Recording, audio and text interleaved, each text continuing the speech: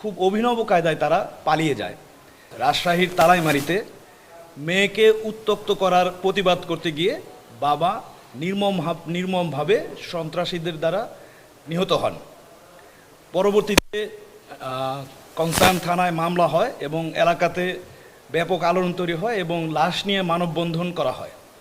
পরবর্তীতে আমাদের র্যাব 5-এর একাধিক টিম অভিযানে নেমে পড়ে এই অপরাধীদেরকে গ্রেপ্তার করার জন্য, এবং প্রধান আসামি অর্থাৎ 1 নম্বর আসামি এবং 3 নম্বর আসামি খুব অভিনব কায়দায় তারা পালিয়ে যায়।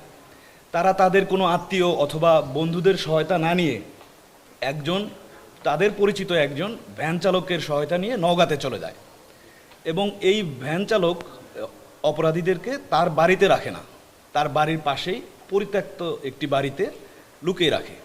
তো আমাদের একাধিক টিম ঘটনার দিন থেকে শুরু করে কন্টিনিউ তাদেরকে চেজ করতে থাকে, এবং পরবর্তীতে সেই পরিত্যক্ত বাড়ি থেকে আমরা তাদেরকে গ্রেফতার করতে সক্ষম হই। এই মামলার অন্যান্য আসামি যারা আছে তাদেরকে গ্রেফতারও প্রক্রিয়া চলমান রয়েছে। আমরা আশা করছি ইনশাল্লাহ অন্যান্য অপরাধীদেরকেও আমরা গ্রেফতার করতে সম্ভব হব।